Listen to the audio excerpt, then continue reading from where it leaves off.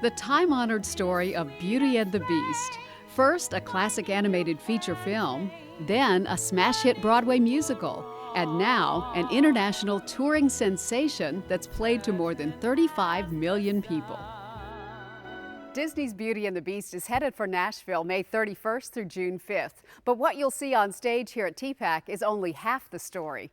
I'm Meryl Rose, and I invite you to join us as we give you a first-hand look at the backstage magic of Beauty and the Beast. Here in town, there's only sheep. You won't believe the incredible things going on behind the scenes with a superstar backstage cast that the audience never sees. These wizards make the magic happen. Costumes, lighting, sets, makeup, special effects. It's enough to make you believe in fairy tales. And then there are the songs we know and love.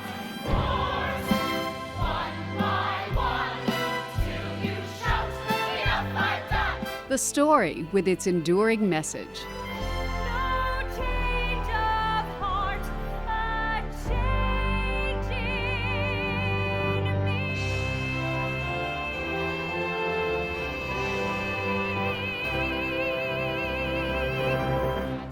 The moments that make us laugh. I'm especially good at expectorating. And the performers who are living their dream on stage every night. If I can't love her,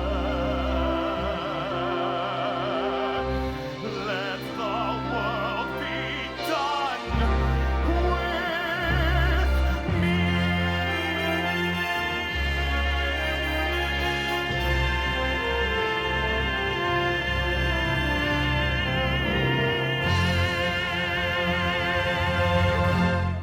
Ready? We'll Okay. go extra slow. There might also be a Broadway wannabe who may or may not make the chorus line. You'll see it all.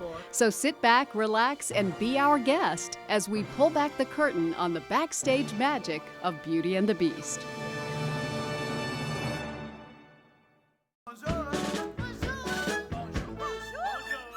Beauty and the Beast began as a French fairy tale in the 18th century. When Disney gave the story a 20th century update, Belle, the young girl who longed for adventure and got more than she bargained for, became a modern-day heroine. I love that she's not your average princess. She's not a damsel in distress that needs to be rescued. She's strong, and she is smart, and she's witty, and she is the one who sees beyond the outside of everyone.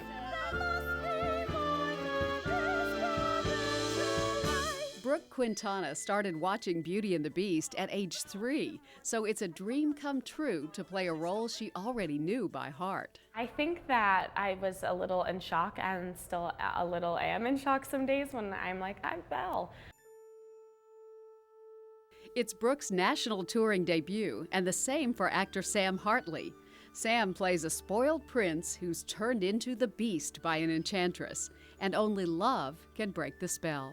It's the most exciting. He starts in this sort of monstrous place, hunched over, insecure, doesn't know, his left from his right really, and then in the middle of all of that finds his heart and a soul and falls in love with this incredible girl. It's a worthwhile journey that I get to do every night. But transforming into the Beast every night, that's no small task.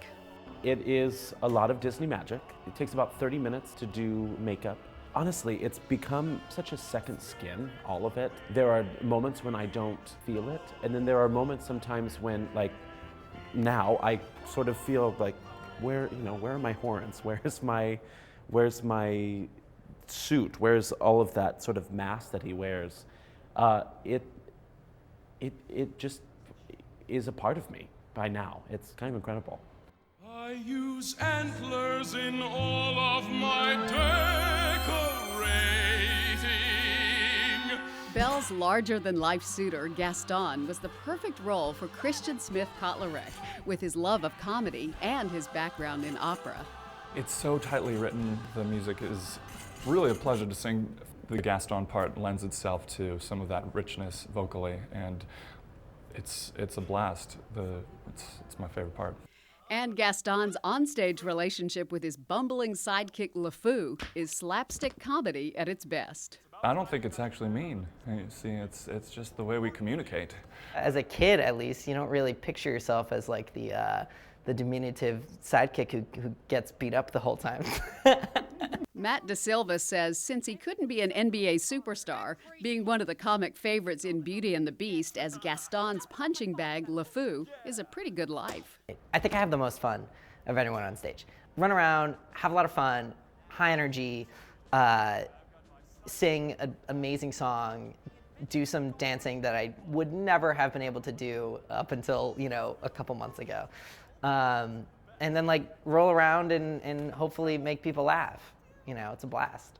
The castle has a host of enchanted characters, each one under the same spell as the Beast. These household objects are quirky and endearing, and the actors relish playing these roles. It's been so long since I've seen a real man. Oh, she is probably the best character I've ever played. She's so fun and playful, and she's got such a lovely friendship and relationship with Lumiere, and they just get to run around and play in this situation that is not ideal, but they make the best of it, and they keep each other laughing and keep each other smiling to the best of their ability, and it's a lot of fun. Babette, you are always trying to make me jealous. What is not going to work this time? Throughout the show, I have to pretty much hold my arms up at a 90-degree angle, and it can get a little taxing. That would be hard. Yeah, and I find little cheats, like do this every once in a while, and like gesturing, but most of it's like that. Did you have those guns before the show? No, that happened during the show process, I guess. How would you like a nice spot of tea, sir? Mrs. Potts is very warm and maternal and very sweet. I think she's got a little bit of a fire to her as well. And it's an absolute joy to play her every day. My character is so much fun to play. She's two sides to one coin, and one is this fantastic operatic diva, and the other side is like a broad, right? Lumiere, listen to me. We've got to get him out of here. I love playing Cogsworth. It's such a joy every day of work to be on that stage and to be this person and to hear the laughs and just, it's a joy, absolute joy. You hear the term Disney magic around here a lot, but it takes an army of people to make a show like this happen. Here it is by the numbers. Our company travels with 60 people. We have 30 cast members, 2 guardians to our kids in the show. We travel in 2 buses. We travel with 5 semi-trucks full of our scenery and our wardrobe, our costumes, all of that kind of stuff. Our load-in takes about 9 hours to set the whole show up. We start at 7 in the morning, hang all our electrics, hang all our scenery. We have 8 electrics in the air, and we have 21 pieces of scenery that fly in and out. We have over 75,000 pounds in our 5 trucks. In the air, there's about 13,000 pounds worth of goods, and our heaviest piece is about 1 ton that plate rail and be our guests. Wow. How do you get that set up so quickly? We have a very strategic plan when we come in during the day. We have 11 union crew members that travel with us, and then we are greeted by 48 local crew members. Then when we load out the show, there's about 52 people that get it out. When we're all exhausted at the end of our 8-show week, they're loading out. Like, I just can't imagine, but what they do is incredible, and yeah, none of what we do would happen without them.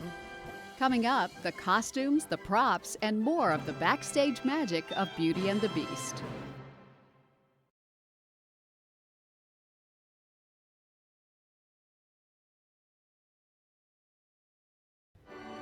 Well, we're backstage in Wardrobe Village, also known as Quick Change Alley. Jess Galker is the production stage manager, and this is an amazing scene back here. I mean, we're right behind the stage, and yet this is where all the action's happening. Yeah, so this is Quick Change Village, and all of our sort of gets a lot of action throughout the show. Our ensemble members all have chairs. They come back here and they change their clothes real fast and switch from their gargoyle to their villager or to their Be Our Guest golds. They sort of go back and forth throughout the show. So talk about the ensemble members. How many different changes and different people people are they within the show? So it varies from character to character. Our most changes that one person has is 10. So one of our male ensemble boys changes 10 different times back and forth between a gargoyle and a villager. And they all have salt and pepper, and they have knives, and they have utensils. They all have different kinds of characters throughout, and each of them are a little different. Our silly girls also change back and forth for those sorts of things as well. And so when they zoom backstage, they're here. How do they get dressed so fast? So a lot of them, we have 8 local dressers that are at every city that we have helping them change in and out, and they reset their costumes, so they'll pull from their gondolas, set them up so they're ready for them. How quick are some of those changes? Our fastest change is about 30 seconds, and that's in Be Our Guest for the ladies. They change into their napkin skirts. They have 30 seconds run off. It's quite a process. They sort of get rid of some props, pick some props up, get their wigs on, and then other changes, they have about a minute, so that's a little bit of a luxury to have a little bit more time. So these are Belle's 3 dresses. She has some sort of accessories that go on and off, but we've got the purple dress that she wears in Act 2 to the library scene, the famous yellow dress that she waltzes in. She's also in that at the end, and then sort of her classic blue Belle look that she's in from the top of the show. This yellow dress is so iconic. Tell me a little more about it. So her yellow dress is made out of silk charmeuse. It's very heavy. Whenever we have covers that go on for Belle, they like to rehearse in it just because it's got a lot of weight to it. She wears it again later in the show as well, so we work on getting her in and out of that dress because it's so heavy, but it's a beautiful piece. The costume designer for Beauty and the Beast on Broadway, Ann Hold Ward, won a Tony Award for her talents. Creating a look for the humans in the show was only part of the challenge. Costumes for the people who were turning into household objects because of a magical spell, that required quite a bit of imagination. Show me your costume. Yeah, absolutely. This is my teapot. She's really comfortable and really lightweight. It's softer than I would have expected. Yeah, and just the beautiful apron. And this is the bolero that I wear. This is all neoprene sleeve, so it's really flexible. And so this sleeve keeps your left arm up. Well, I keep my arm up. Okay. Yeah, with it's all, I do it myself, and this kind of just sits on top of it. So the whole time you're on stage. Yeah, that's all my effort. Wow. Yeah, and but you it's not can't that sit bad. down in this, can you? No, yeah, I stand a lot. So once you get dressed, you're up. Yeah, yeah. The costume is great. It's really thick and heavy. Yeah. But it has the pendulum, which just naturally swings around while Cogsworth is motivating about stage. And it's made out of some really beautiful stuff, so which I know And it nothing looks like about. wood But from the it does. stage. It's supposed to have that. It's much more flexible, obviously. Thank goodness, because that would be tough to walk around with a actual box on. This is my feather duster here, and this is my bodice. And the cool thing about this piece right here is it was the original apron from the Broadway company, so I get to carry that little piece of Babette with me throughout the years.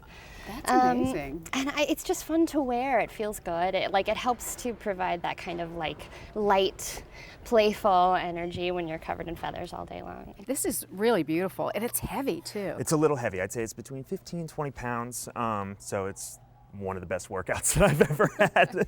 It's gorgeous. I noticed though there's something missing here. Where's the candlestick hands? Well, once the enchantress turns me into a candelabra, that's when they appear. Okay, so we can't divulge any of the Disney magic, I guess. No, you Are have to there come see some the burn show. marks here? They're the little singes, yeah, from the fire. Wow. The show travels with 580 costumes, and they've all been updated, making them lighter and not as hot for the actors. All except one. So our Beast hangs out here during the show. He's got all his clothes lined up, and he has all these fans set up, so we turn these on during the show. So he'll sit back here and cool down because it's very hot under all that padding. Adding to the heat for the Beast is all that hair. It's one of over 100 wigs that Krista Menefee's team styles. This is the Beast wig. It comes in 4 pieces. There's a fall that's attached to the back, which gives him that large kind of hump look. It snaps in on the back on poppers from here to about right here. There's the front piece, which has the hairline, and it's the part that actually fits onto his head. And then each horn is removable as well, so that we can take it off and wash it. He also has eyebrows as well as a beard. Really, everything comes together pretty magically. Shine up the brass on the door. Alert, see dust pale and bruised. So many things make Beauty and the Beast magical. The choreography is picture perfect every time, thanks to dance captain Haley Palmer. I think a lot of people don't realize that it takes hours and hours and hours of rehearsal to learn these intricate dance moves. Yeah. So can you show me one? Oh yeah, totally. Yeah? Do you want to use the plate rail here? Okay. So this is the big finish to Be Our Guest. Yes. Okay. It's the grand finale. So there's been all sorts of dances and Be Our Guest, and at this point, this plate rail, which we call it, which weighs a ton. It's really an actual ton. An actual ton. It flies in, and then all the dancers grab these little plates off of it, and they're kind of amazing because if you give them a little pop like that, they turn into little hats. Cool. It's a big crowd pleaser. Yeah. So because you don't see that coming at all. No. It's just one more surprise and Be Our Guest. So, okay. So do you want to learn a little dance that we do? Okay. Yeah. So how it works is it's hanging up here. Okay. And the lyrics go course by, and we have our hand behind our back. Course. We grab it like this. Pop. One by one. Reach, till you shout, enough, I'm done. Exactly, yeah. Here we go, course by course, flip, one by one, reach, till you shout, enough, I'm done. Exactly, and then you show the little heart to the audience. Gotta show the hearts. Exactly.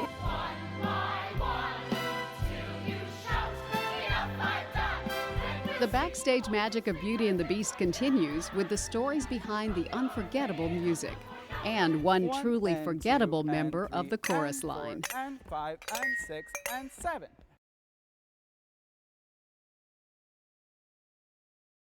Tale as old as time, song as old as rhyme, Beauty and the Beast. They're the songs you know by heart.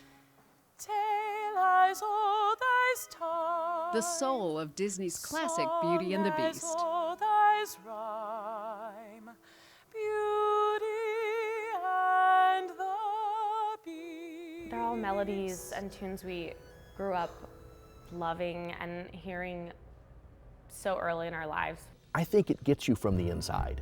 You know, it hits you right in the heart. Right from the moment when I met her, saw her. The original score for the movie won an Academy Award with music by Alan Menken and lyrics by the late Howard Ashman. Menken and Tim Rice wrote 6 more songs for the Broadway show. And the discovery of another Howard Ashman lyric, Human Again, resulted in a favorite production number for the Enchanted Objects. And they have this moment where they just think, it's so possible that we actually could be human again. Hence the title of the song, Human Again. And it usually gets as big of a response as Be Our Guest. Kevin Finn has the best seat in the house as the music director, conductor, and keyboard player. But most nights, he could use a few more hands. But you're conducting with your head because Mostly. you're playing keyboard. Yeah, mostly. How tricky is that? It's very tricky, and there's a couple of spots where I'm not only just doing this, but I also have to do glissando with this. So your head's going in one direction, your arm's going in another, and they're all struggling to find a beat. 11 orchestra members play multiple instruments during the show, and everything is live. While all the songs are memorable, the title tune is the most anticipated moment. You can hear the audience go, it's pretty cool. It's pretty magical. It could also be pretty intimidating for the singer, who has to deliver this magical moment every night. Tale as old as time. It was incredibly overwhelming at first, and I found myself in my head a lot about the song. It's not about Mrs. Potts, it's all about the Beast and Belle. I kind of get to step back and I feel as if I'm the accompaniment to their scene, and it's really wonderful. The music takes the cast and the audience through a whole range of emotions. It also sets up some pretty challenging dance numbers. Let's go! Personally, whenever we get those clinks right and those like those sounds are on point, I'm like, oh, this is magic. This is like physical magic. I don't know how this is happening right now. It's like an outer body experience. Is it that hard? For me, it was. It's gotten a lot easier, but you know, you'll see later. So. The dancers in Beauty and the Beast make it look easy, but that's because they've had hours and hours and hours of rehearsal to perfect all those intricate dance moves. Well, we're going to show you how easy it isn't, because I'm in the chorus line right now, and we're going to learn how to do one of those amazing dances. Guys, can you help me out? So let's just learn some arms quick. Okay. How's that sound? All right. So we start here. We're going to go 1 and 2 and 3 and 4. Good. And then we're going to go back up. 5 and 6 and 7 and 8, all the way above us. 1 and 2 and 3 and 4. Now we do another one here. And 5, and then we reach over this way. And 6 and 7. Those are your arms. Got it. Want to do it again? Let's add some feet in. Oh no. Okay. All right, so we're just going to basically go left and right and left. So the feet are 1 and 2 and 3 and 4, little toe pop there. 5 and 6 and 7 and 8. 1 and 2 and 3 and 4 and 5 and 6 and 7. That's when it gets complicated. Yeah. Okay. So we're going to go left, right, left, and then a whole bunch of toe pops. Should we put that all together? Arms and feet? Sure. Let's all right. do.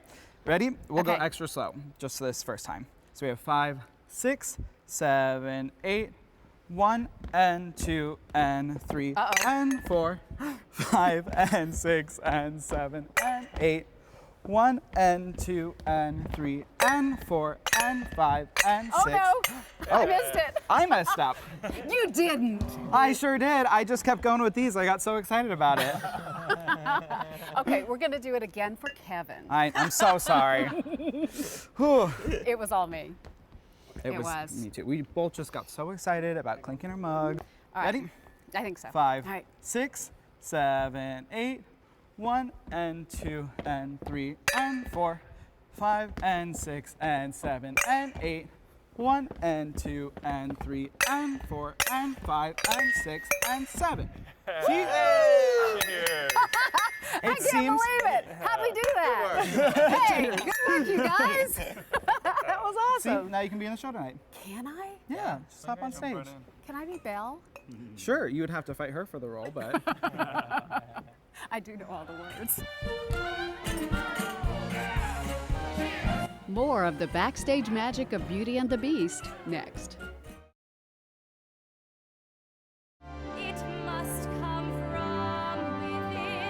I think it's so magical to me because I think we've all felt sometimes like we just want to feel completely human and for everyone to just appreciate us and accept us as we are, you know? The message of the show is to look past someone's exterior and see into who they truly are. We judge people based on appearance, based on first impression. And when we do that, we lose some of who we are. We lose our own humanity in the process. What's the message of the show? Looking past somebody's exterior to see who they really are on the inside, which is so universal and transcending and beautiful, and I certainly never get tired of being part of such a beautiful message. It's a story you'll always remember and a show you'll never forget. Disney's Beauty and the Beast is on stage here at the Tennessee Performing Arts Center May 31st through June 5th. Tickets are going fast. Get yours online at tpac.org, by phone at 615-782-4040, or at the TPAC box office. I'd better see you at TPAC, or else.